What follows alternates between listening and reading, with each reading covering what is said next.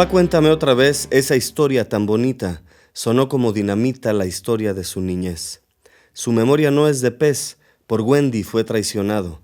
Su pluma es letal cual rayo y su corazón de poeta. Desde el barrio de Vallecas, mi amigo Ismael Serrano.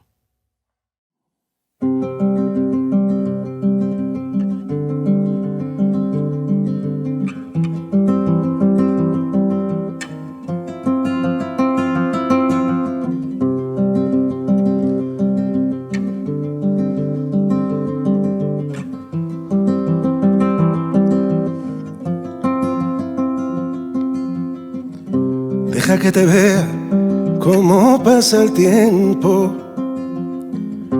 Somos el lamento de una vieja herida. He gastado días persiguiendo el viento. He perdido el mapa, he dado la vida. He robado pan de la mesa del rico. Me volví un experto en perder solitarios. Llega tu recuerdo y me hago el distraído. Bebo en tu memoria y me estrello en tus labios.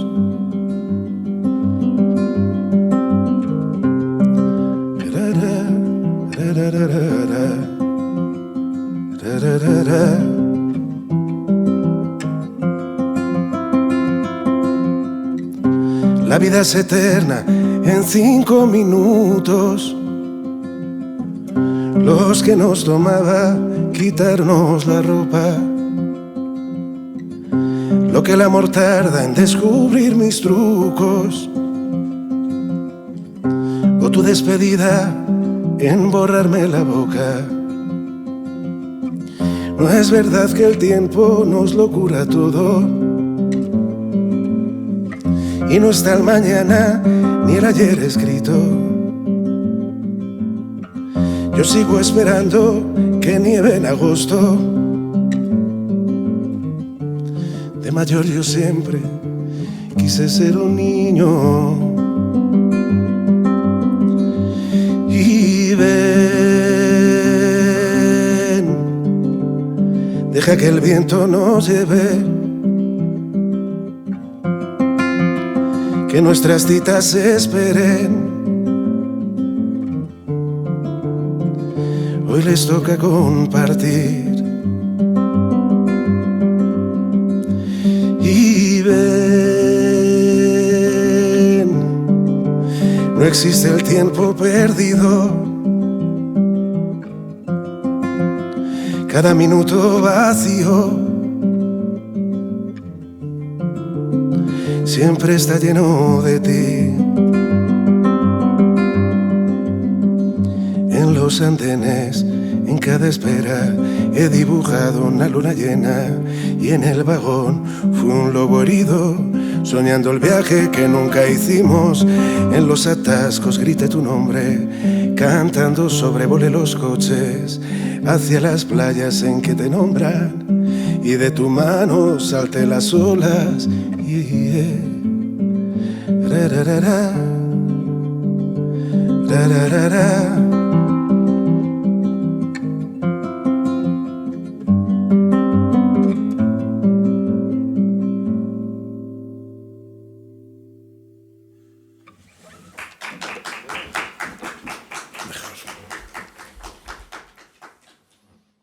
Amigos, ¿cómo están? Hoy tenemos la dicha de tener en la sesión Trova Fest a Ismael Serrano. Ismael, bienvenido. Muchas gracias, encantado.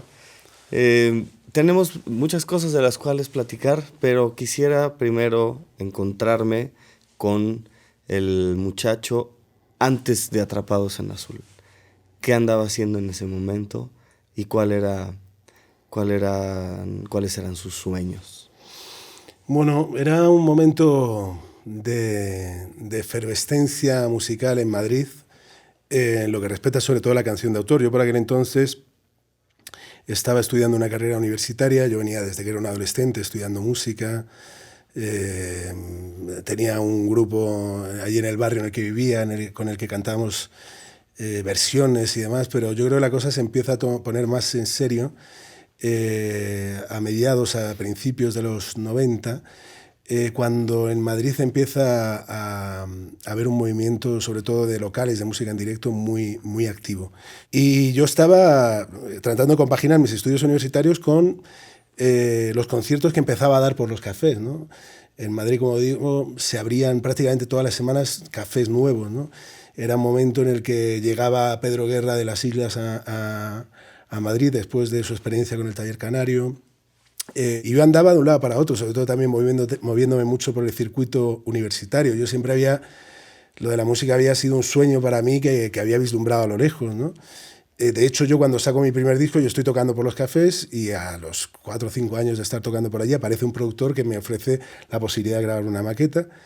La grabamos en su estudio y esta maqueta llega a Polygram y se edita mi primer disco, Atrapados en Azul. Pero yo cuando saco ese primer disco sigo estudiando, porque no las tenía todas conmigo. Además, yo no era la prioridad de la compañía y de repente Papá Contaba Otra Vez empezó a sonar en algunas radios, porque era un momento además en el que la canción de autor sonaba tímidamente en algunas radios masivas, en algunas radiofórmulas. ¿Y a qué le atribuyes tú esa efervescencia que de pronto hubo en España, que se contagió hacia América Latina? ¿Es que había muchos cantautores en ese momento? ¿Es que se empezaron a abrir locales por algún motivo? ¿Es que las discográficas empezaron a apostar? ¿Es que el público empezó a voltear? No sé, ¿a qué le atribuyes ese momento también? Yo creo que es una cuestión de que el público empezó a buscar referentes en la canción de autor. En España se había dado un proceso, los cantautores fueron un fenómeno musical y social muy importante en los años 70, los 80 a principios, fundamentalmente porque simbolizaban lo que era la resistencia a la dictadura, ¿no? En la transición también, ¿no? En un momento de apertura política también se produjo una apertura cultural. Ahí están los cantautores reivindicando. Muchos de ellos se jugaron el tipo, ¿no? Muchos de ellos incluso pasaron por la cárcel. O sea, y Joan Manuel Serrat, que es quizá el ejemplo más claro, una persona que tuvo que salir de España, que tuvo sus problemas. Todos tuvieron problemas con la censura. Los 80... ¿Qué ocurre con los 80? Los 80 impone, cuando llega la democracia, impone un pacto de olvido, por así decirlo, muy rupturista, donde pagan justos por pecadores. Dice, no, vamos a dejar de lado la dictadura, ya todos los recuerdos son en blanco y negros y pagan justos por pecadores los cantautores, ¿no? Surge la movida madrileña, se llama la movida, una movida musical que es fundamentalmente evasión, que deja muy pocos espacios para la reflexión, que es tiene puro hedonismo, ¿no? Que también era natural, ¿no? Y yo creo que ahí se dejan un poco de lado los cantautores.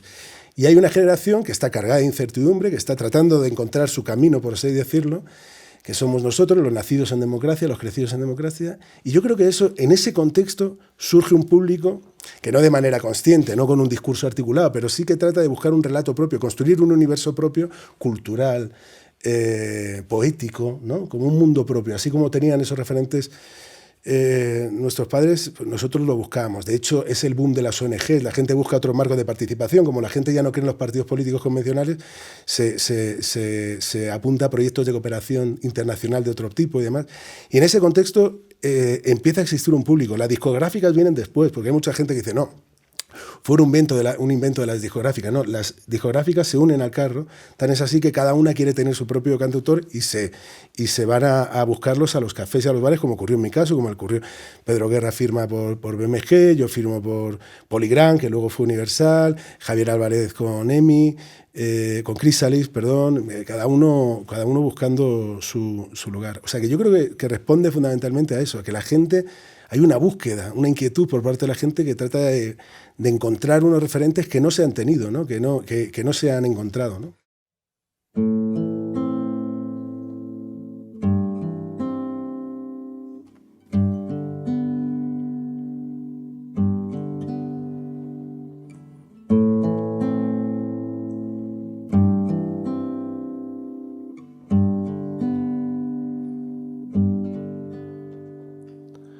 Ahora que la vida nos arranca nuestra manta y perdido hipocondríaco, ya no duermo de un tirón. Ahora que la noche es un rumor de risa ajena que se aleja por la calle y nos congela el corazón. Ahora que respiro y resulta más difícil sacar bajo nuestra piel las astillas del recuerdo. Ahora que me pierdo las auroras de Madrid y no suenan en las radios las canciones que te debo.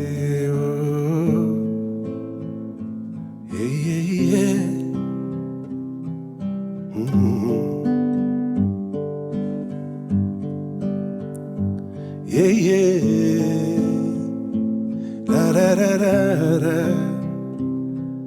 Ra, ra, ra, ra.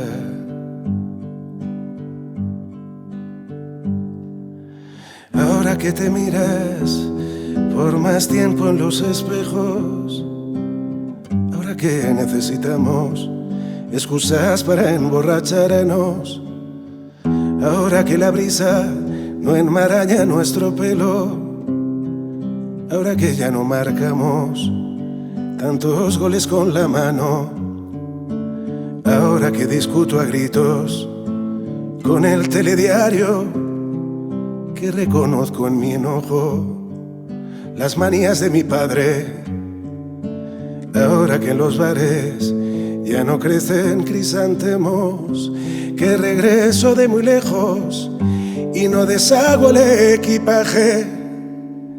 Ahora traes la lluvia y aunque ya no tenga edad, me desvisto en la tormenta, grito tu nombre en la calle. Ahora que te encuentro, todo se vuelve verdad. Se derrumban los palacios y traes verde a sus solares. Haces que este otoño ilumine mis mañanas y haga callar al reloj del vientre del cocodrilo. Traes un corazón para cada hombre de hojalata. Ahora cambias mis razones y me vistes de domingo.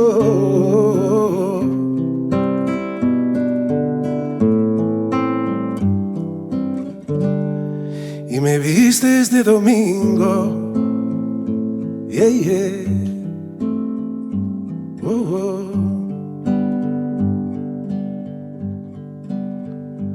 Ra, ra, ra, ra.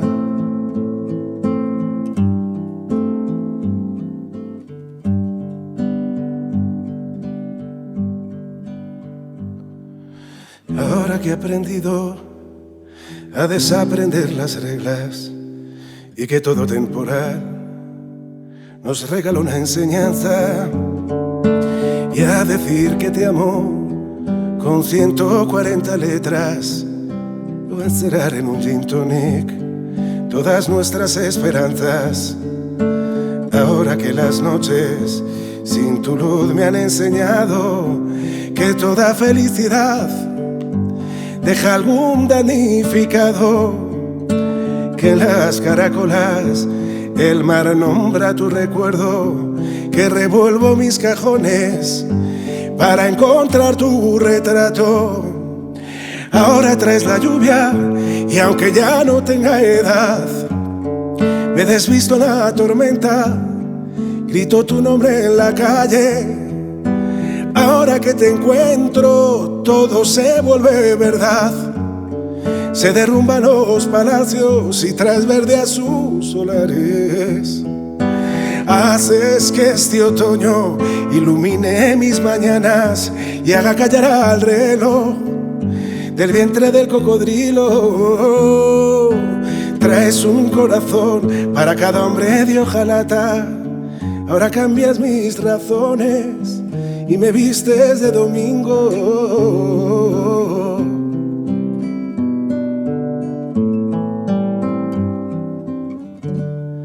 Y me vistes de domingo. Yeah, yeah. Oh, oh. Ra, ra, ra, ra.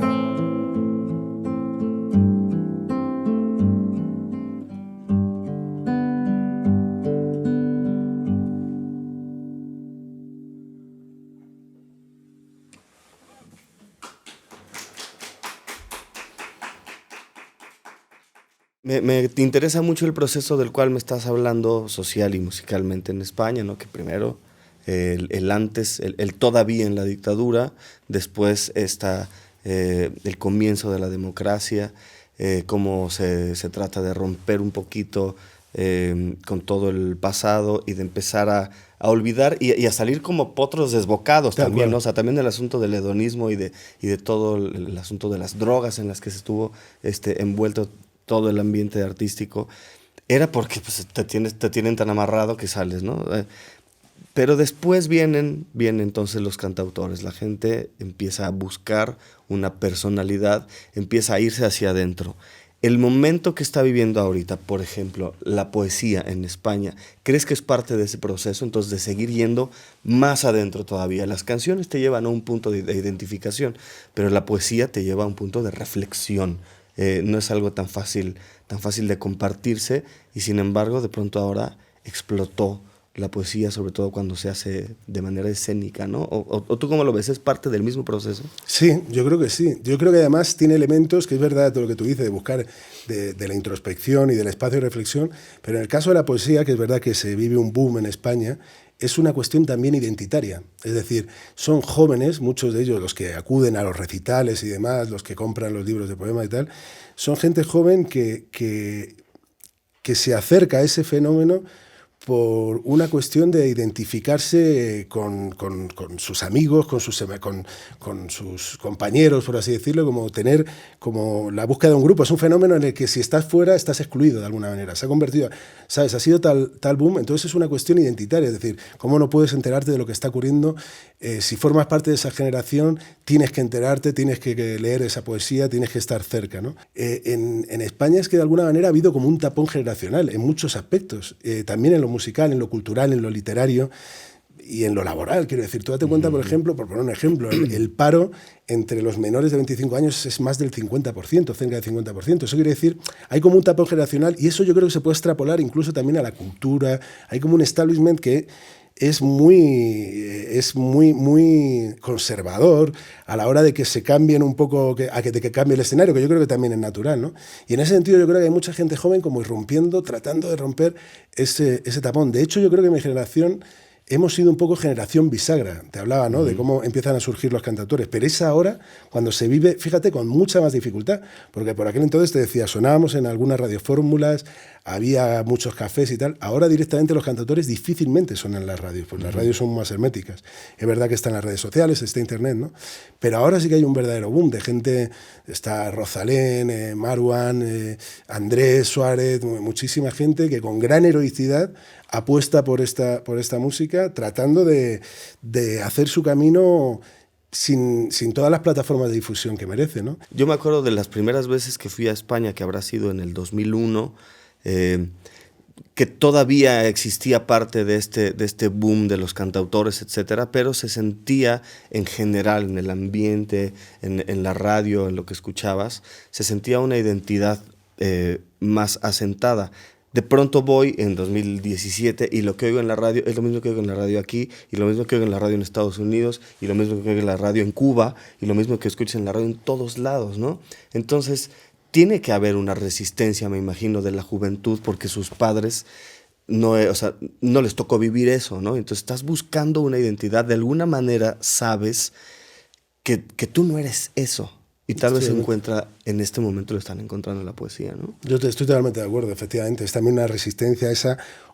Es verdad que se ha vuelto todo homogéneo y las radiofórmulas son un ejemplo muy claro, efectivamente, que tú enciendes la radio en cualquier... No sabes dónde estás, ¿no? Se deja muy poco espacio para lo local, ¿no? Para la música autóctona, o sea, para las nuevas...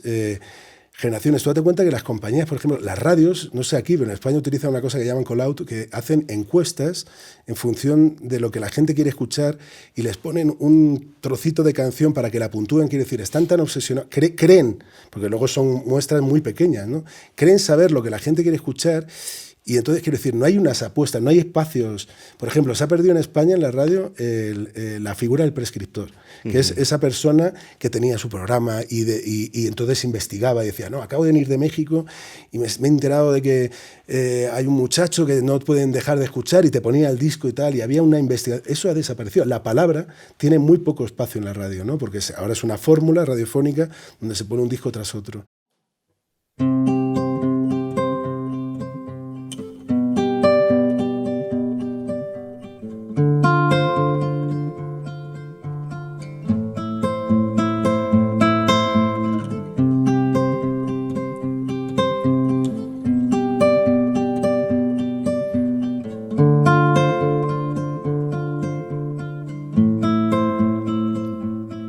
Cambia lo superficial, cambia también lo profundo, cambia el modo de pensar, cambia todo en este mundo, cambia el clima con los años, cambia el pastor su rebaño, y así como todo cambia, que yo cambie no es extraño.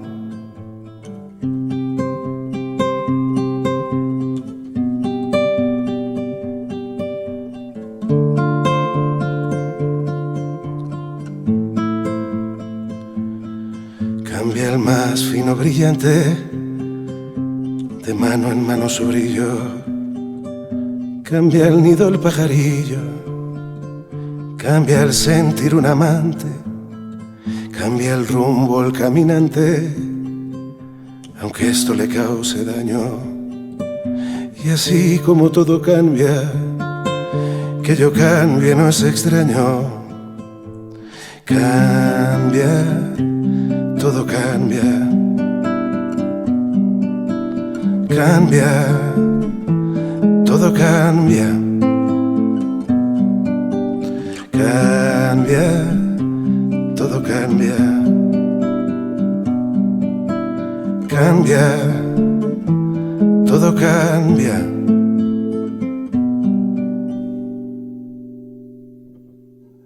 Cambia el sol en su carrera cuando la noche subsiste, cambia la planta y se viste de verde en la primavera, cambia el pelaje la fiera, cambia el cabello el anciano, y así como todo cambia, que yo cambie no es extraño.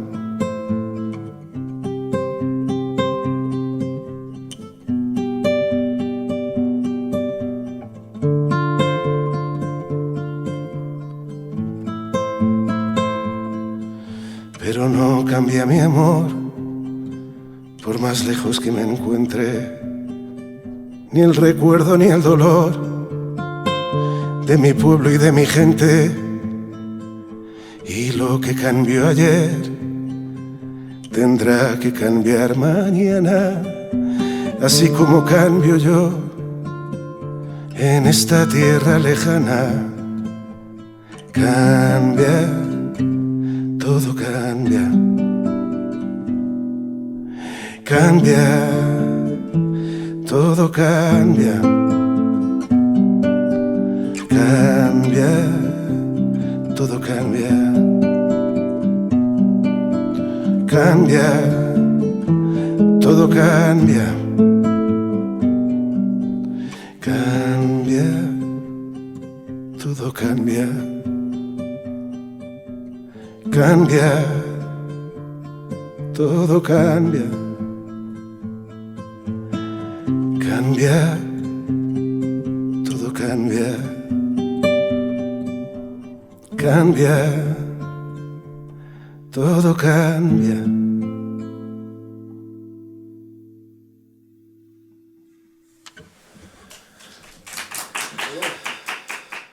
¿Y sientes tú que entonces en este mundo que nos ha tratado como de homogeneizar, de pronto cuando llega la oportunidad de las redes sociales tecnológicas me refiero, están cumpliendo con la función de ser una red social? O sea, ¿están reconectando a la gente o las están empezando a alejar en lo general? Porque a mí me parece que había la infraestructura infraestructura, no es un asunto tecnológico. Existía la infraestructura para que existiera para las redes sociales desde hace mucho tiempo, pero es justo en este momento cuando la gente empieza a buscarse ahí adentro. ¿Crees que están cumpliendo con su función esas redes sociales? Yo creo que es un arma de doble filo. Yo creo que por un lado sí, están ayudando a que tengamos un contacto, por ejemplo, el artista con su público, un contacto inmediato, sin intermediarios, es una inmediatez y de alguna manera nos conecta, pero también están generando una fantasía en lo que tiene que ver con las relaciones personales. Es como lo del activismo, ¿no? La gente cree que por firmar en change.org, por denunciar, retuitear algo, está participando, está contribuyendo a algún tipo de cambio. Yo creo que es una fantasía y tiene que ver incluso con la amistad, ¿no? Las relaciones entre unos y otros en Facebook y con las comunidades. O sea, es decir, Facebook... las redes sociales generan comunidades que no son tan abiertas, porque finalmente son comunidades de gente con gustos afines, con lo cual a veces son un tanto impenetrables, son un tanto herméticas. A mí yo me cuestiono muchas veces, ¿no? A mí que me encanta Twitter, que soy me gusta muchísimo, yo me informo por Twitter muchas veces, cuando te dice, oye, ¿te has enterado de tal? Te metes en Twitter para ver si te informas, pero yo me cuestiono mucho. El caudal de información que te viene es tan grande que a veces te pasa por encima y es tan rápido que todo es fugaz y todo es consumo, todo es objeto de consumo a usar y tirar. Entonces, a lo que voy, las redes sociales son maravillosas, pero no escapan del funcionamiento de un sistema donde todo es tratado como objeto de consumo de usar y tirar y donde se están generando necesidades artificiales permanentemente. A eso hay que añadir, y ya no me enrollo más, pero a eso hay que añadir, porque es muy complejo, es la renuncia a nuestra privacidad, ¿no? Cómo estamos renunciando a nuestra privacidad. Por ejemplo, yo como músico, como artista, me veo muchas veces en la exigencia de tener que publicar de manera permanente estados de ánimo, dónde estoy, qué estoy haciendo y demás, ¿no? Como si esa fuera la demanda. Y igual con el resto de la gente, ¿no? En un artista se ve demandado como si fuera parte intrínseco del oficio, es decir, yo tengo que decir dónde estoy, qué he comido, cuándo está, ¿no? Porque llevo no sé cuánto tiempo sin colgar una foto en Instagram, porque dirá a mi público, ¿no? Entonces más allá de la renuncia a la privacidad, de lo que exponemos, de lo que decimos y de lo que la gente se entera, ¿no? Pero bueno, en definitiva, yo creo que sí deberíamos revisar qué relación tenemos con las redes sociales, ¿no? Ese mundo en el que estamos ahora a 20 años de distancia de Atrapados en Azul, cuéntanos sobre esta gira que estás haciendo, de haber vuelto a traer este disco y algunas canciones que no vienen en ese disco también, ¿cierto? Sí. Al público. Bueno, fundamentalmente era una forma de imprimir en un disco todo lo que he aprendido. Por un lado, agradecerle a toda la gente que ha hecho posible estos 20 años, que es un privilegio y es algo, con cada disco tienes que volver a demostrar dónde estás. Siempre he sentido que que la vigencia en este oficio es precario. Cada disco es como volver a empezar, ¿no? Y siempre he sentido que esto es como montar en bicicleta y que el día, si dejas de pedalear, ya se cae, ¿no? Y por eso quizá uno siente que lleva 20 años de gira. Y entonces era una forma de agradecer a la gente el hecho de que hubiera estado ahí y también una manera para mí de hacer balance en lo artístico y en lo personal. O sea, a mí me apetecía grabar un disco en directo donde revisar las canciones, revisar su vigencia, revisar los arreglos, ya inmerso en la producción desde otro lugar, no como cuando empecé, donde no tenía tan claro lo que quería. Sí tenía claro lo que no quería, pero no tanto lo que quería. Ahora sí tengo más claro lo que quiero, qué sonido quiero darlo. Y también mi forma de estar. Hemos grabado un DVD porque es una producción bastante importante, con una puesta en escena muy teatral. A mí me gusta cada vez más darle un carácter teatral, casi como si fuera un musical, que yo creo que es una vocación frustrada, pero me gusta mucho darle un plus, ¿no? El diálogo, no ya solo el diálogo con el público, sino la forma de estar, que yo creo que es algo que he aprendido. Y me apetecía mucho plasmar todo eso. Y me parecía que la forma más mejor de hacerlo era a través de un directo.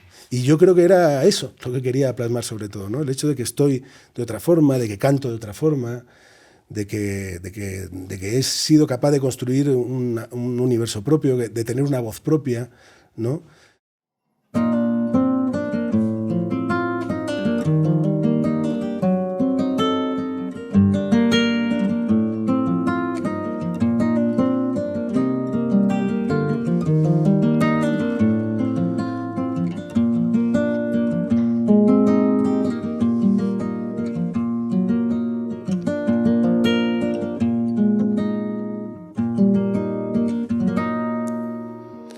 andarás haciendo ahora?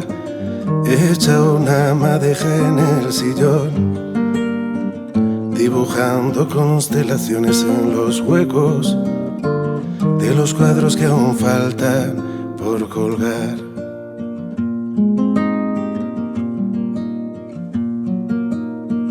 ¿Qué andarás haciendo ahora? Apagando las luces del salón, probándote quizá un vestido nuevo, planeando una huida, ver el mar. Y yo afilando lunas, perdido en el hotel, encontrando tus caricias en el neceser.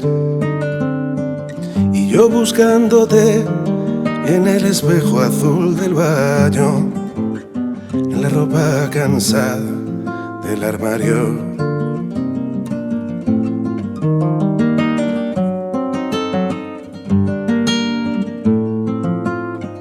¿Qué andarás haciendo ahora?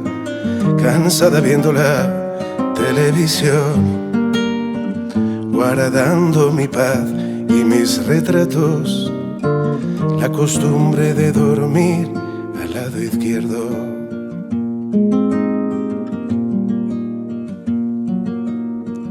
¿Qué andarás haciendo ahora? Maldiciendo la luz, el primer sol, hermosa con los párpados hinchados, regando las plantas, todos los recuerdos. Y yo retirando hojas secas de la cama, soñándome contigo bajo el agua.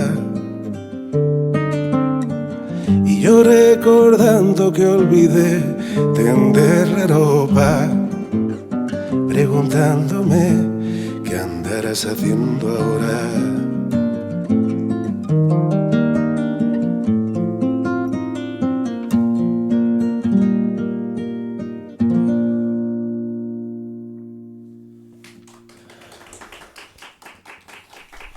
Ese afianzamiento que tienes entonces en tu voz, que la sientes en este momento ya tan tuya, en tus circunstancias de vida en las cuales también ya estás un poco más claro que probablemente hace 20 años, te permite entonces también ir y jugar en otros lugares. Hay un espectáculo que tú tienes como de cuentos para niños, sí, donde sale un conejo. Platícanos de dónde surge este proyecto que a mí me parece genial. Yo he visto algunos videitos así, sí, que me parecen preciosos. Me divierte mucho. Es que yo creo que pierdes prejuicios en muchos aspectos.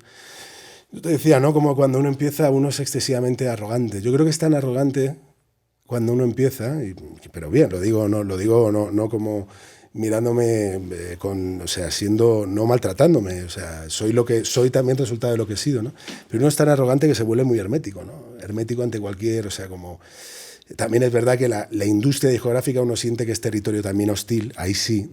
Y entonces por proteger lo que tú haces no consientes ningún tipo de consejo ni ningún tipo de tal. Y a veces te pierdes buenos consejos y te pierdes incluso desde el punto de vista musical la oportunidad de aprender cosas cojonudas, ¿no? Y dentro de ese desprejuiciamiento, si existe la palabra, está también el acercarme a la posibilidad de hacer otras cosas, como lo es la música infantil. Que en eso, por supuesto, tiene que ver el nacimiento de mi hija, ¿no? Yo tengo una niña de 3 años y medio, Lila, que un poco revolucionó mi mundo. Y también me pasaba que cuando yo ponía mis discos en el coche, ella me pedía que pusiera Pica Pica o las cosas que a ella le gustaban, ¿no? Y me apetecía, y también me parecía un poco que la oferta que se hacía a los niños y a las niñas me parece que a veces les subestimamos un poco a los niños, a las niñas, ¿no? Yo hay una anécdota que me contó mi padre escribe versos, y a uno de mis sobrinos un día le leyó un poema y le dijo, oye, ¿te ha gustado? Tiene 10 años mi sobrino Manuel. Y le dijo, sí, me ha gustado mucho. Y le dijo mi padre, ¿pero lo has entendido? Y mi sobrino le dijo a su abuelo, le dijo, no, abuelo, no lo he entendido. La poesía no hay que entenderla, hay que sentirla. Y yo creo que los niños son así, tienen esa capacidad. Y yo creo que a veces les subestimamos. Y así me puse a hacer cosas para niños, divirtiéndome mucho, ¿no? Y además conectándote, aunque sea un tópico y un cliché, conectándome también con el niño, ¿no? Con el niño que uno es. Que además el niño es implacable porque no negocia su atención. Quiere decir, si no le gusta algo, además te lo dice, esto es un rollo, es un aburrimiento. Entonces, es un público muy exigente y es muy bonito algo para ellos. Quisiera que nos contaras ahora del invitado que quisiste traer. Para ti, ¿quién es Leonel Soto? ¿Tú cómo lo conoces? ¿Y por qué decides traerlo para acá a cantar una canción con él? Que aparte es una canción bellísima, pero ¿con qué te conecta esa canción a ti? Bueno, es una canción muy bella y terriblemente triste. Cargada de amor, pero con una carga dramática que a mí desde la primera escucha me conmovió, y fue a través de esa canción que yo lo conocí hace muchos años, ¿no? Con un primer disco que yo me llevé de aquí, y me quedé enganchado con esa canción. Y luego tuvimos contacto en varias ocasiones. Luego tuve la oportunidad de estar en Madrid y nos encontramos. No nos hemos visto tanto como quisiéramos. Yo le sigo la pista por redes sociales y demás, pero no nos vemos tanto. Pero a mí me conectó con esa canción porque primero me pareció una canción de amor, de una honestidad. Bueno, cuenta una historia. Mira, a mí de los cantautores, lo que siempre me ha conectado con ellos es que han imprimido una épica muy especial a nuestra vida más rutinaria, ¿no? Le encuentran una dimensión poética a las pequeñas cosas, aquellas pequeñas cosas, decía Serrat, ¿no? Y la vida está llena de pequeñas cosas, momentos en los que tiene una poesía de la que no somos siempre conscientes. Y yo es lo que siempre he agradecido de Serrat, de Aute. Me han hecho sentir protagonista de grandes historias, me he dado cuenta de la dimensión, de la grandeza que había en mi vida, porque les escuchaba decir, joder. Y a mí es lo que tiene esa canción. Esa canción habla de una pérdida y habla de algo épico, que es resistir, cómo una familia sobrevive a esa pérdida, ¿no? Hay dos motores, que son la soledad, que son lo que nos mueve a subir a un escenario, y la pérdida. No sabemos perder. No ya solo fracasar, que tampoco sabemos, somos pésimos perdedores, sino también nos aterra el olvido, el paso del tiempo, el que las cosas, y el perder a la gente. Y yo cuando tuve la oportunidad de verlo en Madrid vi que tiene una carga dramática muy importante. Al menos cuando le vi en Madrid tocar había un punto y por eso le pedí, me hacía mucha ilusión cantarla con él, ¿no? Nunca habíamos tenido la oportunidad y me apetecía mucho cantarla, ¿no?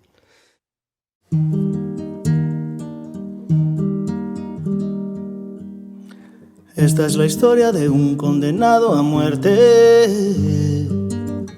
y de la doña que siempre lo acompañó.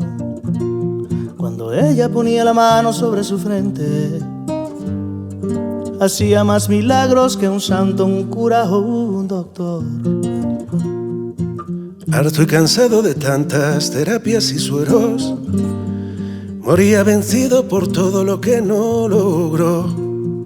Sabía que nunca podría conocer a sus nietos. Dolía sentirse una historia que no terminó.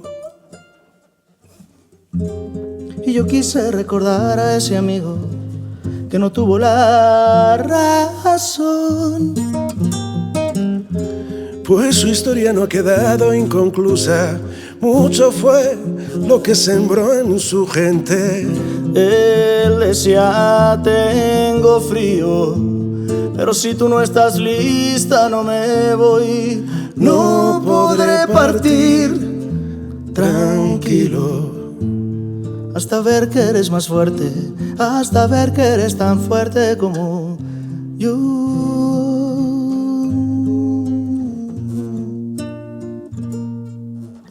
Esta es la historia de una mujer muy cansada de ver cada día cómo se le muere su amor. Gorda solíamos decirle, mas ya no le cuadra, pues ya está tan flaca como ese que se le enfermó. Y noche a noche se queda para consentirlo y recordarle lo mucho que de él aprendió. 4 razones se encuentra para no seguirlo: los 4 hijos que su matrimonio les dio. Y yo quise recordar a esa señora que aprendió con el dolor, que la muerte no te quita ni te roba. Algo deja cuando algo toma. Él decía, tengo frío, pero si tú no estás lista no me voy. No podré partir tranquilo hasta ver que eres más fuerte, hasta ver que eres tan fuerte como yo.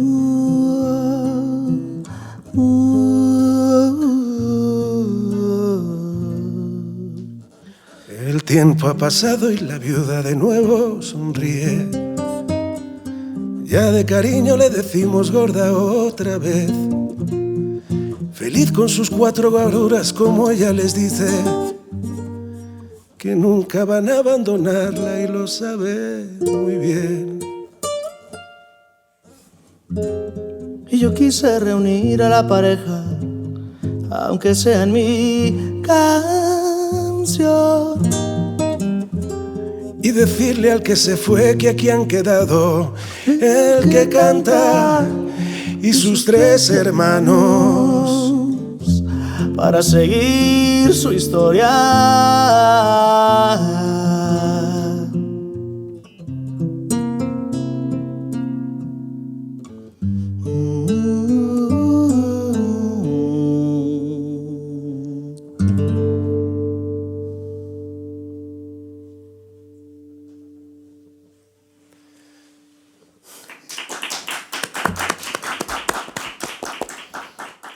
Bienvenido, Leo Soto, y salud, carnal. Bonito, salud. Por estar aquí, muchas gracias. La dicha de estar aquí. Por aceptar la invitación nuestra y la invitación de Ismael Serrano, que me parece tremendamente atinada esa invitación. Muchas gracias por venir y cantar para conmovernos con una canción que a todas las personas que conozco que la han escuchado les toca las fibras más íntimas, hayan o no pasado por la situación que la canción retrata. Sí, esa canción para mí ha sido muy sorpresiva porque si te das cuenta es muy específica, ¿no? Habla concretamente de mi familia, 4 hijos varones, a mi madre que le decíamos de cariño gorda, etcétera, etcétera, pero al mismo tiempo ha sido muy universal, ¿no? Yo creo que a lo mejor la gente percibe la honestidad con la que fue creada, la catarsis que significó para mí hacerla, porque yo no podía, yo me ponía a chillar cada 2 versos, ¿no? Claro. Y entonces creo que la gente, la gente tiene esa empatía, ¿no? Y pues es lindísimo porque pues es satisfactorio saber que conectas con la gente de la manera más honesta posible.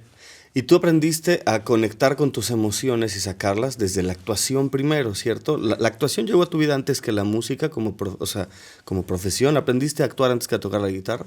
Sí, a mí el cine me gusta desde que tengo memoria, ¿no? Desde niño, así, yo jugaba así con las manos, y hacía esto, y luego hacía la contratoma y cosas así. Yo no sabía qué era eso, pero lo hacía, ¿no? Entonces el cine, la actuación, el narrar historias de manera visual, me vino desde niño. La música ya la agarré tardíamente, ¿no? Y entonces yo creo que sí tiene mucho que ver. Mucha gente dice, ¿no?, que algunas de mis canciones son muy cinematográficas, ¿no?, narrativas y así. Entonces, pues yo creo que sí se complementan. Leonel Soto, que es un migrante dentro de su propio país, que viene de Mazatlán, ¿llegaste primero a la Ciudad de México a estudiar actuación? ¿O llegaste primero a Cuernavaca? ¿A dónde llegaste? Llegué al DF a trabajar con Joan Sebastián, fíjate. Porque el productor de Joan, Manuel Cázares, un gran señorón productor de Sinaloa, me jaló, pues, y luego se enfermó mi padre, me tuve que regresé, bla, bla, bla. Me fui 15 días a Cuernavaca, me quedé 5 años. Wow. Pero ahí conocí la trova, fíjate, ahí conocí bien lo que es Silvio, Sabina, Chico Huarque, todo aquello que me formó. Y ya cuando me sentí ya armado, después de 5 años, dije, con permiso, yo no venía acá, yo venía al DF, ¿no? Porque, pues, ni modo, mal que bien, está todo centralizado. Y ya llegué al DF, pues ya más armadito y empezar ahora sí a tratar de hacer nombre, ¿no? Pues entonces tú que has sido un migrante dentro de tu propio país, ¿cómo percibes la vida de los migrantes que se van de México a Estados Unidos? Porque creo que de las personas, de los cantautores mexicanos que estamos recorriendo en este momento la escena, tú eres, si no el que más, de los que más han visitado Estados Unidos. Y no solamente es como decir, bueno, Los Ángeles o Laredo, sino te has adentrado hasta el hacia norte, el ¿no? centro, Chicago, hacia el Nueva norte. York, ajá. ¿Cómo te identificas? ¿Hay algo que tú identifiques en ellos? Sí, hay un sentimiento de nostalgia y de gratitud porque, como bien te imaginarás, hay mucha gente que está ahí que no puede salir. Con el añadido de que en verdad no son tan libres, pues, ¿no? Yo mismo que voy por ahí, o sea, que no voy para quedarme, me gusta cruzar y, pues disfruto, ¿no? De ciertas y cuáles paisajes o cosas de Estados Unidos.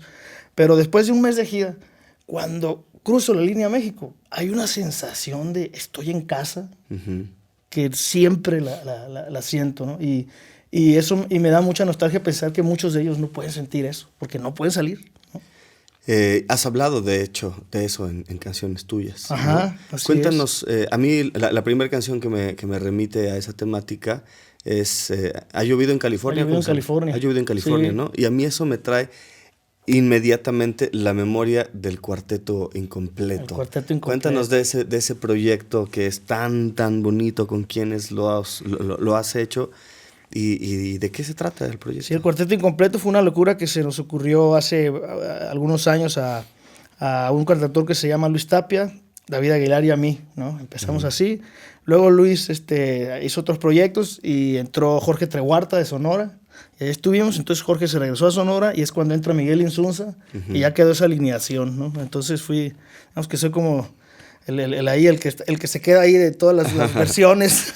Y se consiste en que cada uno canta su canción y los otros dos le hacemos voces para hacer así tres armonías y luego el otro en venganza le hace a la rola de uno y así, ¿no? Entonces ha sido muy, muy, muy chido. No hemos tocado tanto como quisiéramos, afortunadamente y desafortunadamente, porque las agendas de cada uno nos traen volando. Pero los lunes o miércoles, que vienen siendo nuestros fines de semana, nos juntamos y ahí cuarteteamos por lo menos para nosotros. Muchas gracias. Al contrario, hermano. Leo Soto, por venir a esta que es tu casa. Gracias, y por hermano. habernos contado un poquito de tu vida, que merecerá en otro momento más tiempo. Claro que sí, yo estaré encantado, pero de entrada estoy feliz y muy agradecido por tu invitación, por la invitación de Ismael, que para mí fue muy especial y emotivo que Ismael me haya invitado. Pues conozco su música y admiro su música desde hace mucho tiempo. Y estar aquí cantando una canción mía con él, imagínate qué honor y qué emoción, ¿no? Es una maravilla. Pues es un bienvenido sueño y gracias. Bien merecido, bien merecido. Muchas gracias. Leo Soto, aquí en las sesiones Trova Fest. Para despedirnos, ¿con qué quisieras despedirte justamente de tu mirada al mundo? Sabemos que hay muchas cosas que nos ponen una piedra en el zapato, pero ¿cuáles son las que a ti te hacen feliz en este momento? Que tú ves del mundo en este momento, y es un ejercicio difícil. ¿Qué ves del mundo que en este momento te hace sonreír y dices, venga, vale la pena, me levanto, me voy al siguiente show? Bueno, fíjate, es verdad que las cosas están muy jodidas, ¿no? Pero yo veo, sobre todo pensando en la gente más joven, yo veo una generación de gente joven que se miran los unos a los otros como hacía tiempo que no ocurría, ¿no? Hay como una búsqueda, una necesidad de encontrar complicidades, y eso hace que se estén mirando como hace tiempo, ¿no? Y a mí eso me parece bonito, ¿no? Una generación que quizá por la situación de emergencia se siente interpelada por la realidad y se siente con la obligación de hacer escuchar su voz. Quizá no tengan claras cuáles son las respuestas, ¿no?, que el mundo necesita, pero sí comparten una pregunta. Y a mí eso sí que me parece positivo. Me parece que hay una generación haciéndose preguntas y de repente descubriendo que es una pregunta compartida. Y es un comienzo. Es un comienzo. Yo creo que a mí, yo pongo mis esperanzas en eso, ¿sabes? Porque es verdad que luego ocurren otras cosas terribles que nos pueden invitar a caer en el desaliento y a tirar la toalla. Pero por otro lado, yo qué sé, yo pienso en las cosas cuando hay momentos terribles, crisis, las peores crisis, por ejemplo, no sé, en España ha habido crisis, ha habido como una oleada de incendios en Galicia que nos hizo recordar por los pobres gallegos, les pasó también con el chapapote, cuando se hundió un barco lleno de petróleo, quedaron todas las... Y a lo que voy, ves, a la gente, los primeros en acudir, los voluntarios a limpiar, a participar, a qué hay que hacer, son los más jóvenes. Y además lo hacen, o sea, se sienten y están ahí. Y eso ocurre, joder, ocurre. Muchas veces se habla de ellos como gente desapasionada o desorientada o tal, y todo lo contrario. Se podrán equivocar, podrán ser arrogantes, que es lo que corresponde, creerán que inventan el mundo, nos dirán muchas veces que nosotros no tenemos ni puta idea, los que somos mayores que ellos, pero bueno, ese adanismo de quien acaba de llegar y cree que lo va a inventar todo también es propio. También, yo lo saludo, digo, ole tú. Entonces a mí eso, joder, está bien, hay gente que levanta la mirada y sobre todo esa búsqueda, la búsqueda de unos a otros, y esa gente que lee poesía, esa gente que agarra la guitarra, esa gente que busca, que se cuestiona todo. A mí esa gente es la que me invita a decir, joder, no está todo perdido, vamos para adelante. Vamos a intentar encontrarnos con ellos. Y si no nos encontramos, bueno, voy a acompañarlos, voy a seguir su pista, voy a acompañarlos por detrás a ver hasta dónde llegamos.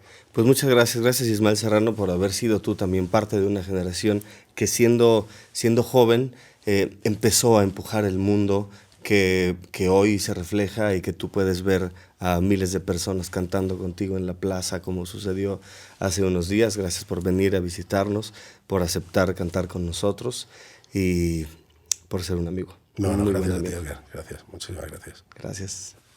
Ismael Serrano en la sesión Estroba Fest.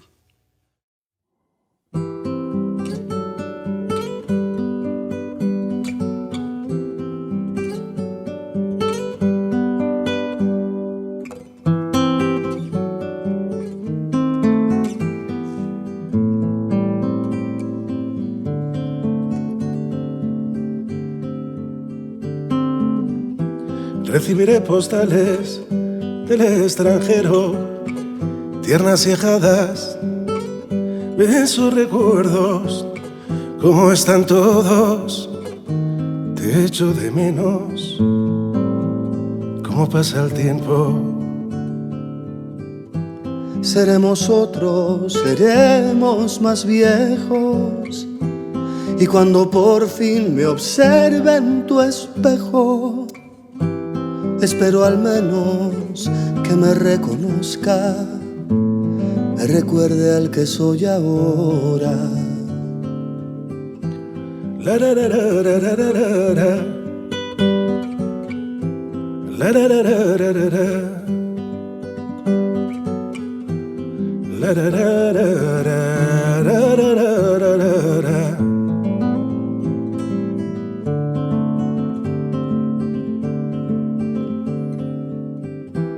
Aquellas manos, aquella mujer, aquel invierno no paraba de llover. Perdona que llegue tan tarde, espero saber compensarte. Estás tan bonita, te invito a un café. La tarde es nuestra, desnúdame. Tras el relámpago te decía siempre, recogeré flores en tu vientre. Otro hombre dormirá contigo y dará nombre a todos tus hijos.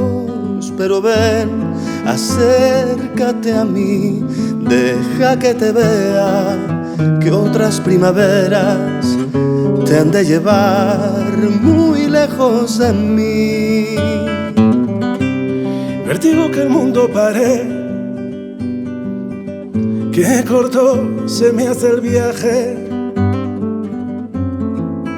Me escucharás, me buscarás cuando me pierda y nos señale el norte, la estrella polar.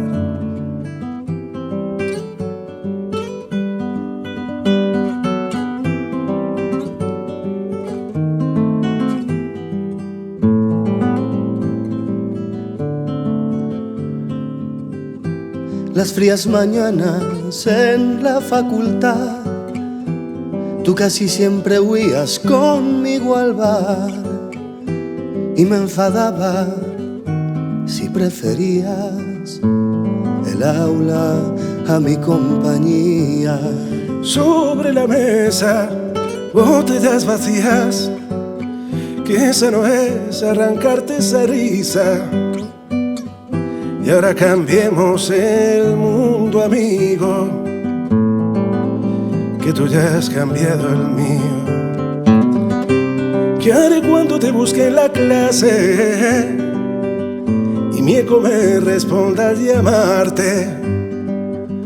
Otros vendrán y me dirán que te marchaste, que te cansaste ya de esperar. Vértigo que el mundo pare, qué corto se me hace el viaje. Me escucharás, me buscarás cuando me pierda y no señale el norte la estrella polar.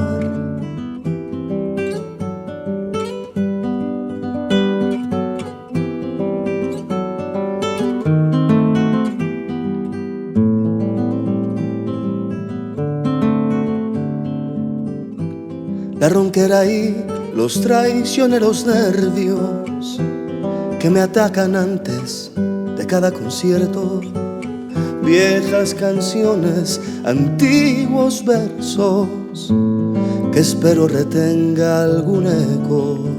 Y en el futuro espero, compañero, hermanos, ser un buen tipo, no traicionaros, que el vértigo pase y que en vuestras ventanas luzca el sol cada mañana. Pero basta de lamentos, brindemos, es el momento. Que estamos todos, o no falta casi nadie, que hay que apurar la noche que acaba de empezar. Vértigo que el mundo pare, qué corto se me hace el viaje. Me escucharás, me buscarás cuando me pierda y no señale el norte la estrella polar.